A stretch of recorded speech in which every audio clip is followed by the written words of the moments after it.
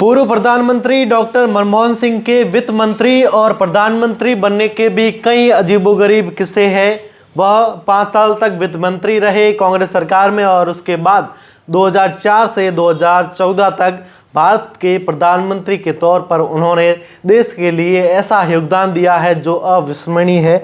बता दें आपको कि 2091 की बात है जब पूर्व प्रधानमंत्री जो मनमोहन सिंह है वह अपने घर पर ही थे और वहां पर कांग्रेस की सरकार बन चुकी थी, बहुमत आ चुकी थी और पीवी जो नरसिम्हा राव है वह प्रधानमंत्री बन चुके थे और वहीं उनको शिक्षा मंत्री वह पहले रह चुके थे। शिक्षा और जो विदेश मंत्री का उन्हें बहुत ही ज्ञान था और उसके बाद जब वित्त मंत्री की बारी आई तो कई अलग अलग प्रस्ताव रखे गए अलग अलग लोगों द्वारा कि इन लोगों को वित्त मंत्री बनाया जाए और वहीं उस समय में पीसी अलेक्जेंडर की सलाह पर डॉक्टर मनमोहन सिंह को वित्त मंत्री के लिए उनको याद किया गया।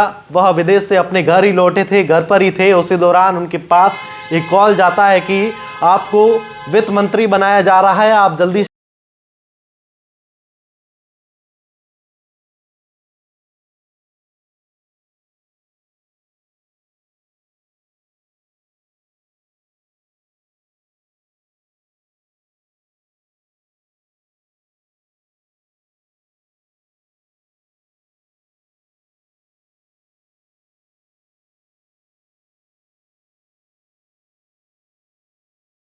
मनमोहन सिंह को वित्त मंत्री बनाया था। राव ने मनमोहन सिंह से कहा था कि अगर आप सफल हुए तो इसका श्रेय हम दोनों को जाएगा, अगर आप विफल हुए तो इसकी विफलता का कारण सिर्फ आप अकेले रहोगे क्योंकि आपको वित्त मंत्री बनाया जा रहा है। और वहीं नरसिम्हा राव ने शपथ ग्रहण से एक दिन पहले मनमोहन सिंह को फोन किया।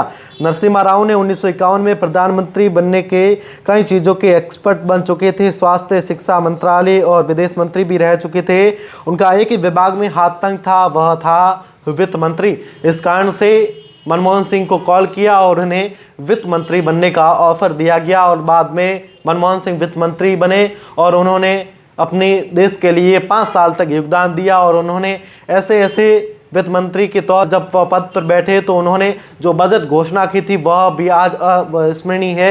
उनकी भी अब तक जो बजट घोषणा हुई थी उनमें चर्चाएं भी होती है। और वहीं जब 2004 में प्रधानमंत्री बने, जब कांग्रेस बहुमत ला चुकी थी, जब कहा जा रहा था कि बीजेपी जो सरकार है वह 198 सीटें लाएगी तो वहीं 198 से सिमटकर 130 के आसपास आ गई थी। और वहीं कांग्रेस की बात करें, कांग्रेस का कहा जा रहा था कि 115 सीटें लाएगी और वहीं 115 सीटों से लगाकर वह 190 के आसपास चली गई थी। तब कांग्रेस की सरकार बनी और तब राहुल गांधी ने अपनी दादी इंदिरा गांधी को कहा कि आप प्रधानमंत्री पद पर नहीं बैठोगे, कि उनका सोचना था कि आपको भी उसी तरीके से गोली मारी जाएगी जिस तरीके से राहुल गांधी के दादा को मारी गई थी।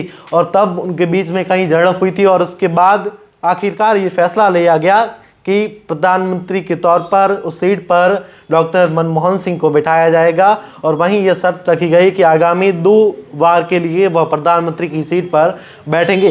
तब मनमोहन सिंह को प्रधानमंत्री बनाया गया और करीब 2004 से 2014 तक वह प्रधानमंत्री की सीट पर बैठे। उन्होंने ऐसे योगदान दिए जो आज भी ऐतिहासिक और अविस्मरणीय रहेंगे। आज प्रधानमंत्री नरेंद्र मोदी भी श्रद्धांजलि देने के लिए आवास स्थान पर पहुंचे, गृह मंत्री भी पहुंचे और उसी के साथ ही कल यानी 28 दिसंबर को राजकीय सम्मान के साथ अंतिम विदाई भी दी जाएगी। द खटक से मैं आपका साथी